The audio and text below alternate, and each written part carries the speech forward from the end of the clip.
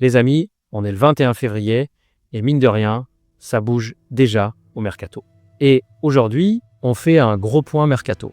Des prolongations XXL, des entraîneurs qui changent, des joueurs poussés vers la sortie et des transferts qui pourraient faire très mal cet été. On a beaucoup de choses à décrypter.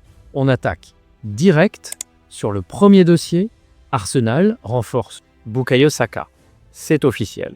Bukayo Saka prolonge son contrat avec Arsenal jusqu'en 2030. On parle d'un contrat long terme avec une énorme revalorisation salariale, 343 000 € par semaine, ce qui représente environ 18 millions d'euros par an. Il devient officiellement le joueur le mieux payé du club. Et ça, c'est pas un détail, parce que ça montre qu'Arsenal veut construire autour de lui. Saka, aujourd'hui, c'est la pièce centrale de ce club.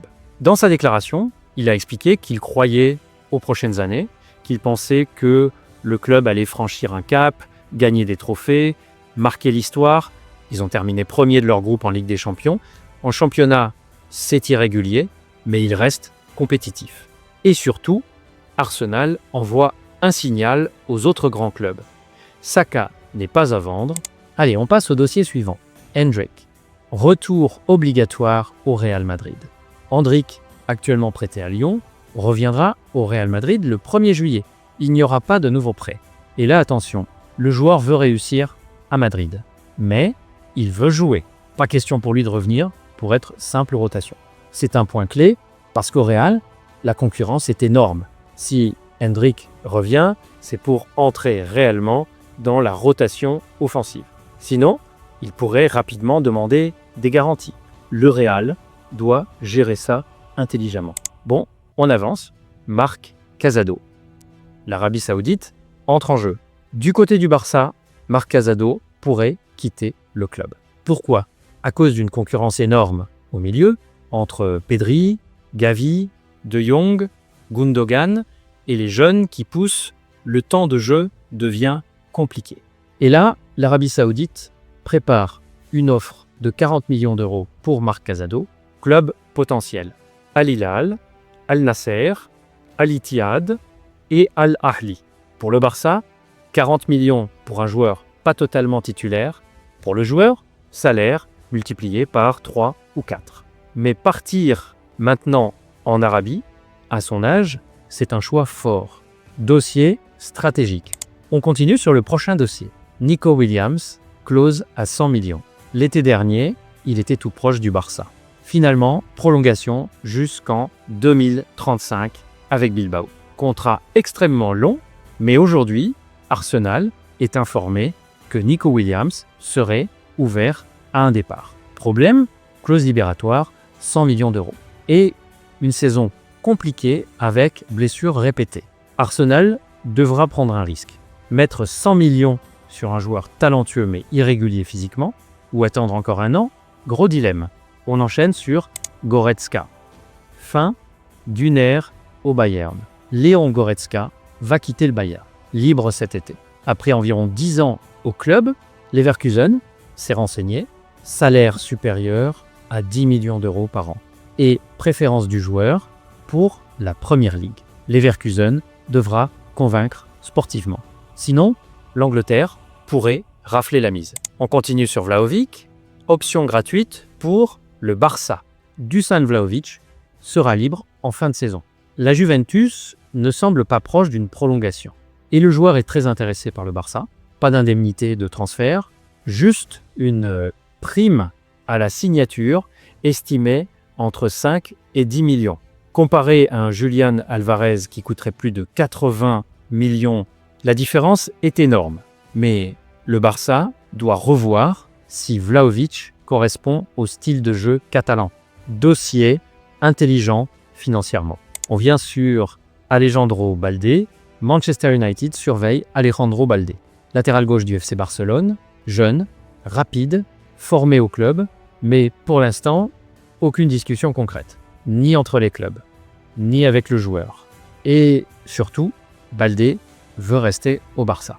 Manchester United cherche à rajeunir son couloir gauche. Et Balde correspond parfaitement au profil moderne. Mais le Barça ne semble pas vendeur. Et dans le contexte financier actuel, ils ne lâcheront pas un titulaire sans grosse offre.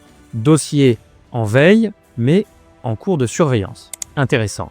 Selon plusieurs informations de sources espagnoles, Kylian Mbappé aurait conseillé au conseil d'administration du Real Madrid d'essayer de recruter Michael Olise pour renforcer l'aile droite. Mbappé se serait même proposé pour entrer en contact avec lui et l'aider à le convaincre de quitter le Bayern Munich pour rejoindre Madrid. Mbappé commence à peser dans les décisions sportives. Quand un joueur de son statut donne un avis direct sur un profil à recruter, ce n'est jamais anodin, surtout au Real Madrid. Il confirme que Olise est un bon profil pour le Real. Et aujourd'hui, le Real Madrid manque de ce profil spécifique. Dossier à suivre de très près. On continue sur Jadon Sancho. Fin d'aventure à Manchester. Manchester United veut se séparer définitivement de Sancho, même s'ils ont une option de prolongation automatique, à cause d'une salaire élevée.